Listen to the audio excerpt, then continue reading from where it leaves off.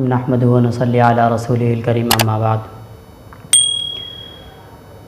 عزیزان محترم، نبی علیہ الصلوۃ والسلام کی سیرت مبارکہ آپ حضرات کے سامنے عرض کی جا رہی تھی۔ حضرت ہاشم کا تذکرہ چل رہا تھا کہ ہاشم نے اہل مکہ کے ساتھ کتنی مدد اور نصرت کی، سخاوت میں کس قدر پیش رہتے تھے، اور قریش کے لیے دستور بھی جاری کیا تھا کہ سال میں 2 مرتبہ تجارت کریں۔ یہی ہاشم تھے کہ جب ایام حج آتے تو ہاشم تمام حجاج کو گوشت، روٹی، ستو اور کھجور یہ چیزیں کھلایا کرتے تھے۔ منا، مزدلفہ اور عرفات میں بھی یہی چیزیں ہاشم لوگوں کو کھلایا کرتے تھے۔ انتہائی سخی تھے، مالدار بھی بہت تھے۔ امیہ بن عبد شمس، ان کو جب ہاشم کے یہ جود و کرم اور سخاوت کا پتہ چلا، ان کو بہت بھاری گزرا کہ تمام قبائل عرب میں ان کی ایک شان ہے، مال و دولت ہے اور اللہ کی راہ میں اس طرح لٹاتے ہیں وہ۔ تو انہوں نے کہا کہ ہاشم کا مقابلہ کرتے ہیں، چونکہ وہ بھی بہت زیادہ امیر تھے، پیسے والے تھے، ثروت والے تھے۔ انہوں نے بھی لوگوں کو اسی طرح کھلانا شروع کر دیا،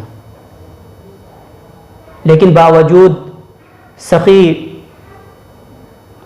ہاشم کا سخاوت تو عیاں تھی اور ظاہر و باہر تھی، مالدار ہونے کے باوجود بھی وہ ہاشم کا مقابلہ نہ کر سکے۔ اس لیے سب سے پہلے بنی ہاشم کی بنی امیہ سے جو عداوت اور دشمنی شروع ہوئی وہ اول یہیں سے شروع ہوئی۔ ایک بار ہاشم قافلہ تجارت کے ساتھ سفر میں روانہ ہوئے، مدینہ منورہ آیا، وہیں قیام فرما لیا۔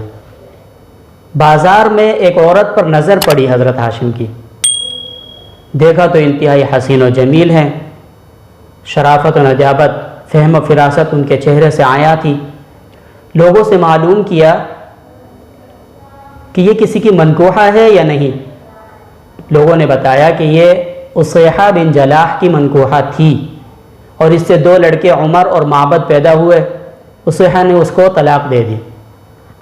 حضرت ہاشم نے اسی جگہ پر پیغام بھیجا اس لڑکی کے پاس، اس عورت کے پاس، نکاح کا۔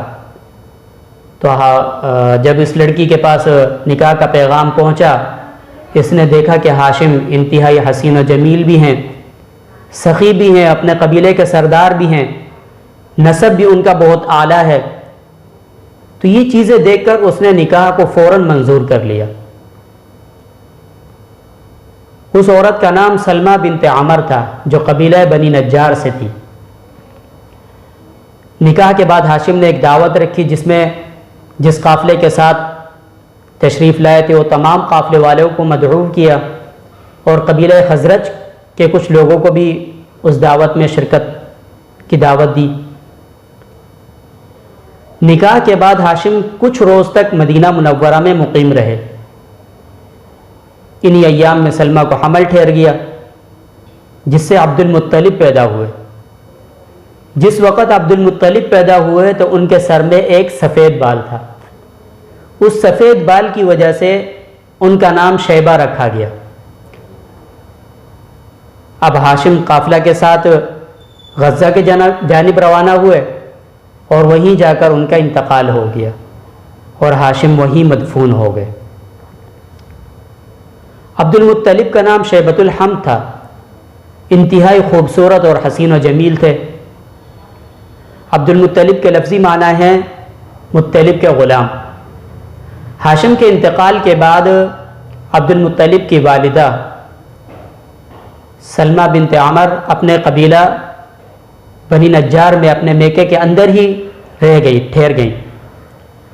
جب عبد المطلب تھوڑے سے بڑے ہو گئے تو مطلب جو ان کے چچا تھے، ان کو لینے کے لیے مکہ سے سفر کیا، مدینہ پہنچے اور اپنے ساتھ لے کر روانہ ہوئے۔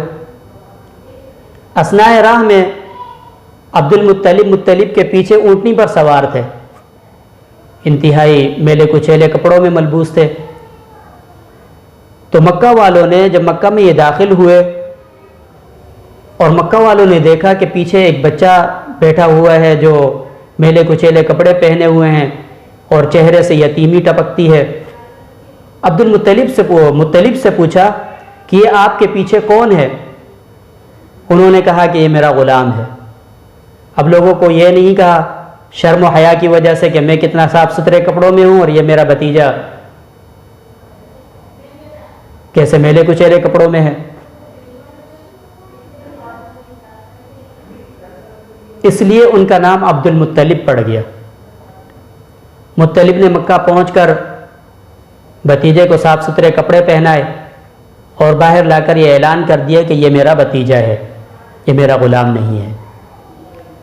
ابن سعد طبقات میں روایت کرتے ہیں کہ عبد المطلب تمام قریش میں سب سے زیادہ حسین و جمیل تھے اور سب سے زیادہ قوی اور جسیم تھے، سخاوت میں بہت زیادہ اعلیٰ رتبے پر تھے، حلم اور بردباری بھی بہت زیادہ کوٹ کوٹ کر بھری ہوئی تھی ان میں، اور شر پسند عناصر سے دور بھاگتے تھے، شر اور فتنہ سے دور بھاگنے والے تھے، اور قریش کے جتنے بھی سردار تھے سب ان کو اپنا سردار مانتے تھے، یعنی مسلم سردار تھے۔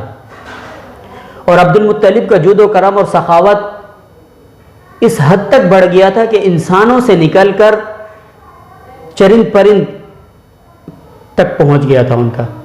اسی وجہ سے عرب کے لوگ ان کو فیاض اور مطعم طیر السما، آسمان کے پرندوں کو کھانا کھلانے والا کہتے تھے، اس لقب سے پکارے جانے لگے تھے۔